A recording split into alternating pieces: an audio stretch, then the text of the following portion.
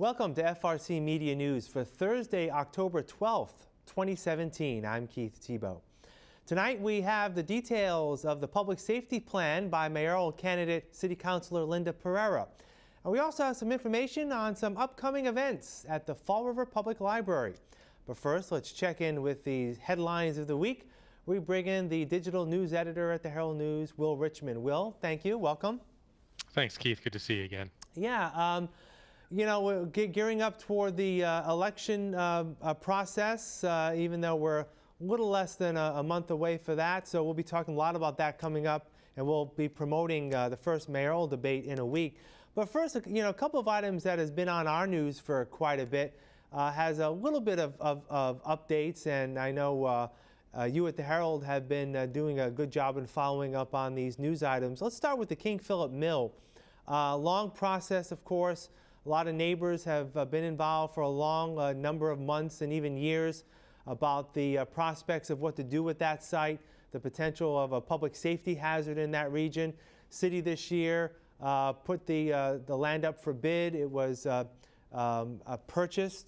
Moving forward, at one point, there have been a few snags in the process, and now even as of today, the developers actually have until the end of the month to meet some deadlines. And as Joe Good wrote this week, Will, there may be some questions with those deadlines. Is that correct? Yeah, certainly the investors behind this project are really trying to get the deadline pushed back some. Additionally, you know, the city is sort of left in limbo here. While there may be some questions about the viability of the plan going forward, they're essentially stuck within the time frame of the current contract, so there's nothing they can do until the end of the month to decide if they're going to move on or if the investment on what has been proposed is actually going to happen. There was an item a couple of weeks ago, and please fill in some of the details, Will. I believe there was some issue with the developers moving forward because some obstacles in terms of the historic significance of that site. Was that correct? Yeah, well, there had been some questions raised about the historic nature of it, its designation on the Register of Historic Places. That was brought forward by the Historic Commission chairman.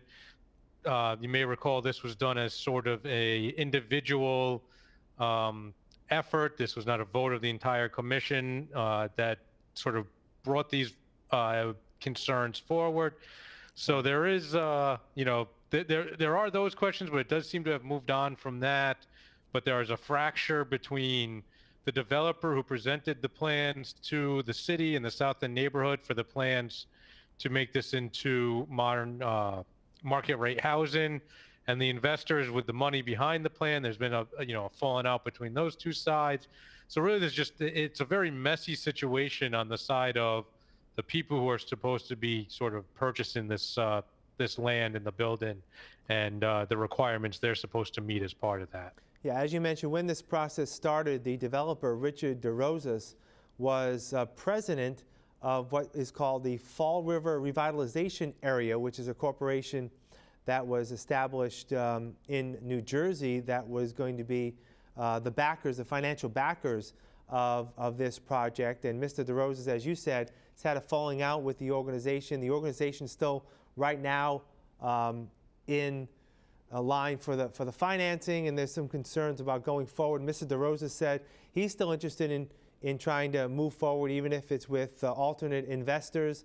So there's a deadline of October 31st to get some of these the process moving, and that's what is under discussion with the city. We'll just have to continue to follow it. I know it could be very confusing to some people of how this is moving forward, but as you said, Will, there's a lot of moving parts, and there is a contract in place that needs to at least go forward until, I would think, at least that October 31st deadline, correct?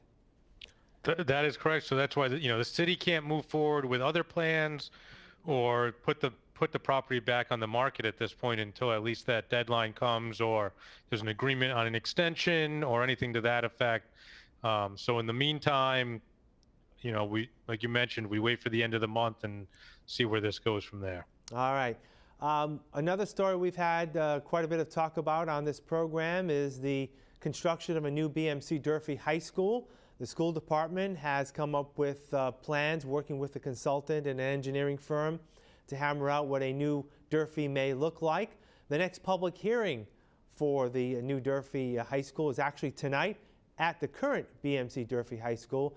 And today, Will, you have a report in the paper by Kevin O'Connor that the school department officials are actually reaching out to others in our community to get their input, not just those in the public. Reached out to the FROED board today. Tell us about that. Yeah, so the FROED board held their regular monthly meeting this morning, and it would seem, just in terms of timing, with the public forum being held tonight, the architect for the project, along with the superintendent, made their pitch to the board, certainly getting the business community on board with this project, especially one that will cost $240 million. I'm sure will be helpful in terms of trying to get the greater public on board as well. So that the project plans were presented this morning, ahead of that public meeting that's taking place tonight at 6:30. And correct me if I'm wrong, but I believe that the Fall River area, the Chamber of Commerce has also weighed in on this in the past, and they have been supportive of this effort, especially since they have some of these efforts, the Ed Up program, to try to increase educational attainment in the region. Yes, the Chamber is, through their education committee, has come out in favor of the new Durfee project and is actively lobbying to, really move this forward as it heads towards a vote on a possible Proposition 2.5 override. Right, and that may come as early as early next year, March or so, from what we've been told. And that's the Bristol County Chamber of Commerce. I apologize for the slip up there. Fall River Area Chamber of Commerce. All right, well, in terms of economic growth, a lot of people turned out over the weekend as Market Basket opened at the South Coast Marketplace. Seemed to be a successful opening, as a lot of new ventures are. And I know that there was an editorial in the paper saying that we should celebrate these types of events, even though some people will say, well, it's just another grocery store, what's the big deal? Well, it's a big deal because that area of the city, that Harbor Mall area, had been so downtrodden for a number of years. It's good to see some revitalization there. Yeah, certainly. I think the reaction on Saturday might show it's not just another grocery store. The reports from the reporter and photographer we had there was that the place was, absolutely packed, and that was hours after it initially opened. Pretty much remained that way throughout the weekend. So a lot of excitement about Market Basket and the South Coast Marketplace development as a whole. Just earlier today, you had TJ Maxx, which had moved from across the street into their new space, opened up. Oh, so good. Things are starting really to open, to kind of really come back online over there. Most of the stores are supposed to be open in time for the holidays. So I think we're going to see a lot of positive economic development in that corner of the city for a little while. And we'll see the vision of the developers and what they expected there and how it will impact Fall River. So again, whenever there's businesses opening up, that means jobs for local residents, and that South Coast Marketplace, talked about it for a while. Looks like it's moving forward, and as you said, a number of stores opening up soon. We mentioned a lot about the election season, and it starts kicking off into high gear 1 week from today, when Will and the Fall River Herald News will be hosting its mayoral debate at Cuss Middle School. Getting all set, getting the suit pressed and the tie ready to be in place next week. Will, what can we expect? Yeah, well, we're hoping to really use this as a good opportunity to kind of kick off the local debate season. Really address some of the big issues that are facing the city and set the tone going forward. So, we're happy to have both incumbent Mayor Jazel Correa and his challenger Vice President of the City Council, Linda Pereira, on stage together, and we'll see where they stand on some of these issues with the election, not that far away from where we stand now. Right. It's the first of many debates and forums between the two candidates that are being sponsored by a number of media organizations and local advocacy groups over the next couple of weeks. And we here at FRCmedia will be proud to partner with the Herald News and FRG-TV in providing coverage of many of these events as well. We have invited candidates to record a 3-minute statement as part of our Meet the Candidates program. All those statements are now currently available on our website, frmedia.org, as well as frcmedianews.org. We can find out more about the candidates, and they're addressing you, directly, the voters of Fall River. All right, Will, what's coming up over the next few days? Well, speaking of the election, we recorded all of the city council candidates on their thoughts about fighting crime in the city and what they think as a elected city councilor they might be able to do. So you'll be able to find that in Sunday's paper as we continue to try to give voters a sort of unvarnished look at these candidates and their stances on some of the big issues ahead of Election Day. Yep, and that's what it's all about. Both the Herald News and FRC Media letting the candidates have the opportunity and then letting the voters decide come November 7th. All right, well, have a great weekend. We'll talk to you next week. All right, thanks for having me, Keith. We'll have more FRC Media news right after this. Here are some job descriptions on the latest hot jobs list from the Fall River Career Center. Funeral Services Assistant. Cherry Place Funeral Home, located at 178 Winter Street, is looking for a part-time funeral services assistant to interact directly with client families during their time of need and is responsible for setup, assist with viewings, funeral services, and assisting the funeral director. Job number 9640546. Cook. Boston Market, located at 3230 12th Street, is in need of a part-time cook to prepare and cook the Boston Market menu and make sure gourmet entrees and desserts are available at all times for customers. Job number 9646184. Store Manager.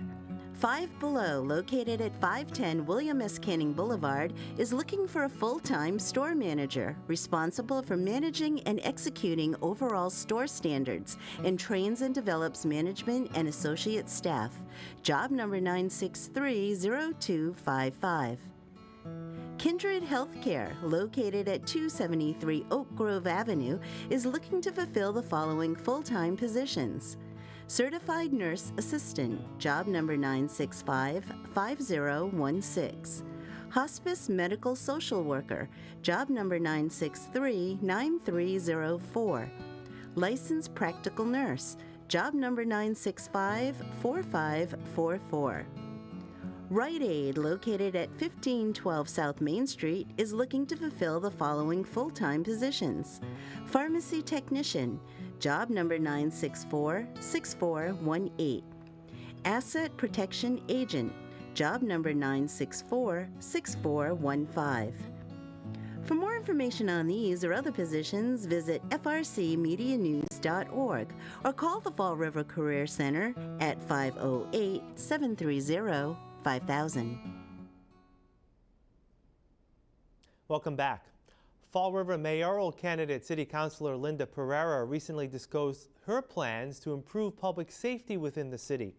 Speaking at a press conference on the corner of Weedamo and North High Street, the site of a shooting spree this past summer, Pereira unveiled a 5-point crime-fighting plan, focusing on increasing police presence throughout the city while also sharing resources with partners in government and utilizing latest technology. Pereira's plan includes the return the police department to a nearly full complement of officers, raising the department's force to 260, up from the current level of 232. Also, to prioritize current personnel resources at the police department to ensure more officers are out on the streets. She also looks to expand collaborations and cooperation with county, state, and federal law enforcement agencies, and upkeep and expansion of current cutting-edge crime-fighting technologies. These will include the restoration and expansion of the city's ShotSpotter program and the repair and reactivation of some 1,000 cameras that aid in fighting crime. Pereira also wants to foster preparation through education in local schools and the implementation of her economic development plan. She also criticized incumbent Mayor Jason Correa for using statistics in making public safety decisions rather than listening to the needs of the residents of Fall River. Here's a video clip from Pereira's press conference last week. Let me begin by thanking the law enforcement who are the true hometown heroes. And I think that by thanking them is not enough. We also have to make a firm commitment to them that we will have their back like they have ours. It's not a coincidence that I picked this spot to announce my 5-point plan to restore public safety and security. I know that most of you are familiar with the incident that occurred here where 20 shell casings were left on these streets. These streets where our children and our grandchildren walk. In the steps of a parish that members of our community come to, with neighbors living in these homes who lay their heads at night to sleep. The administration boasts of having a cash reserve, while our police department continues to be below level staffing. This has got to stop. It's good to build up a rainy day account, but how do you build up rainy day funds while it's raining bullets in our neighborhood? We need to provide our police officers with the manpower, the resources, the technology that they need to protect us. Bristol Community College is currently celebrating Hispanic Heritage Month. At a kickoff ceremony at the Fall River campus last week, BCC President Dr. Laura Douglas talked of the important role the Latino community has played in our history. Thank you so much. I am so honored to be here today and so excited to launch our Hispanic Heritage Month. It's a very important month within our calendar to celebrate a section of our community that is so important and that has brought so many wonderful attributes to the United States. You know, when I think about our, and I like to include Latinos and Hispanics because they're different and the nuance is very important. But, you know, before we became a nation, there were many parts that are now the United States that were originally part of Mexico. And of course, we have always had a very great relationship with many of our Spanish-speaking countries in the Caribbean. And it is really important to remember that in many ways, this aspect of our culture and community came first. And I think it's very important as we kick off this month to remember that many of us were much more recent arrivals here to the United States. Fall River residents 55 years and older are invited to become foster grandparents to the city's youth, made possible through the city's anti-poverty agency, Citizens for Citizens. Assistant Director Liz Barabee explains the foster grandparent training program. So the training sessions are held by both our project director, Judy Shirast, and her assistant, Pat DeMel, and they are done at the CFC location. And then once a month, the foster grandparents meet at Health First, and they have a in-service, which they go over any new rules that they have to know about, any concerns the grandparents may have, a little refresher course of the do's and don'ts. But there's also a guest speaker that's brought in to talk about a subject that may be of interest to the senior themselves. We've had someone from the local police department talking about scams that go on, that the scam artists are keying on seniors. We've had someone from the poison control come in and explain, you know, even with vitamins, you have to be careful if you're on certain medications. So we try to get an array of guests that have on different subjects that might be of interest to the seniors. Do the volunteers have to be a certain age? Yeah, so the minimum age is 55, and we do have some of our senior foster grandparents that are close to 90, even some over 90, and they're just so full of life that age isn't really a factor, except for the minimum age of you have to be 55. Now, speaking about minimums, is there a minimum amount of time they have to put in? Yes, there is. They have to do so many hours per week or per month, and you know, we keep track of that here. But it's not overwhelming. I mean, they're not doing 7 hours a day. It's 2 to 3 hours a day, 20 hours a week. We'll have more FRC Media News after this.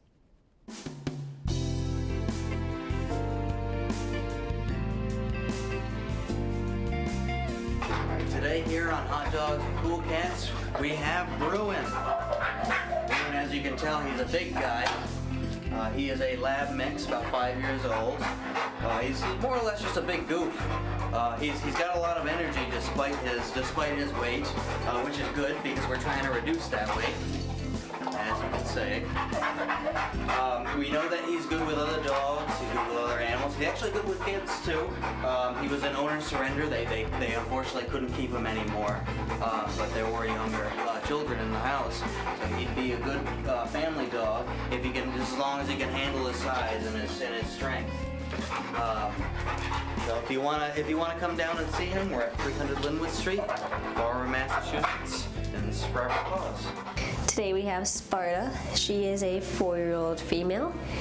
She came to us when her owner had to move and unfortunately could not take her with her. So she's been here with us ever since. She's a very spirited cat and she's also very loving. The only thing she really wants is to cuddle with you. She does have to be the only cat in the house. She doesn't really like dogs, doesn't really like other cats, so it's best to have her by herself.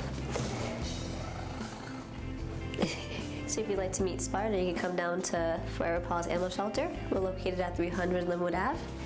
We're open every day except for Wednesday, 11 to 4. Come see her.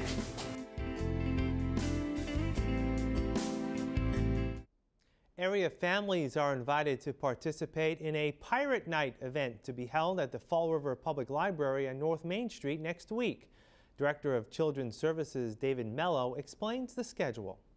We are going to have a treasure hunt throughout the library. That's going to be the feature of the entire evening. Hidden throughout this library, there'll be 7 treasure chests, and children will be encouraged to scour the library in search of these treasure chests, and there's treasure awaiting them in each one. And registration will begin on the main floor of the library. They'll pick up a goodie bag and sign a board, pledge their pirate oath, sign a board for the evening, and then they're off and away looking for their treasure. And throughout the building that night, we're going to be doing face painting, pirate faces. We're going to be doing temporary tattoos. Children will even be walking the plank, okay? And roving throughout the entire building for the whole evening, there will be a sea monster, believe it or not, okay? A sea monster. And some of the entertainment will involve wonderful pirate musician, Brownie McIntosh, and he will be here with his mandolin singing sea shanties and pirate songs roaming the building, and also none other than Jack Sparrow, captain of the Black Pearl. So it's going to be a really fun night. Now, who came up with the theme of pirates and why? Well, we talked about it initially amongst ourselves, and it was in October. We wanted to give people the opportunity to dress up so everyone could come up with a pirate costume, just get some old clothes, shred them up, wrap a bandana around your head, and you're a pirate. And we found out over the years that everyone can really get into the theme of pirates, even adults. And kids, as well as adults, they're encouraged to come dress as pirates because we'll be awarding prizes for best costumes, okay? And I should make mention that the entire evening is made possible through the generosity of the Fall River Women's Union. We're very grateful to them. They're sponsoring the entire night. Also at the public library next week will be an appearance of the author and illustrator of a graphic novel depicting the life of the famous novelist H.P. Lovecraft. The creative process that went into the book project will be unveiled the night of October 17th, as we hear in this FRCmedia News report. I've been a fan of comics and Lovecraft for like over 30 years. And about 5 years or so ago, I had the idea to write up a graphic novel biography of Lovecraft, which, to my amazement, nobody had ever done before. But it was quite of a astounding task because there's an awful lot of information that had to be researched and checked and then put into a format that could become a graphic novel, and also one that wouldn't just be just reciting all the dates and the times and things like that. Now, tell us about the illustrations themselves. What kind of style did you use? How did they come about? Just explain it to someone who's not an artist, so to speak. Okay, well, to give you a brief background about how illustrations generally are made. A publisher will say, we have a book we want you to illustrate. Are you interested? I'll say yes. They'll send me the manuscript. I'll read it, mark off passages that I think would make good illustrations, and then make rough preliminary drawings that I send to the publisher. They approve them. I make finished drawings. They pay me and give me a copy of the book. In a brief nutshell, this was different because basically it was all proven beforehand. I'd been approved as the artist to do the project. And also where my usual illustration jobs might be 3 or 4 full-page illustrations for a book, as well as some small, we call spot illustrations, small illustrations to go in the text. This is different, where it was a real amalgam of both text and art. And I was also producing a very large number of illustrations. When I broke it down, the book is 118 pages with an average of 5 illustrations per page. So it worked out to 600 or some illustrations, not including the cover, which was another piece. So I had to think about how to produce images fairly quickly, not spend a whole lot of time on each one, except where there were full page or there was a panel that was especially important. And I did editorial cartoons for the New Bedford Standard Times for about 6 years, which was a great preparation for this project because it taught me how to come up with a strong image quickly and be able to produce it, as I say, quickly, something that was recognizable. I also did the lettering, and there was work involved in figuring out where the text would go in each panel. I was aided in this. Fortunately, Sam does have a long history with comics, so he not only wrote the book, but he also set it up page by page and panel by panel, so that I would take each page and each panel and say, okay, this text has to go in here. How is it going to fit with the drawing? How can I make this interesting so that each panel isn't the same thing over and over?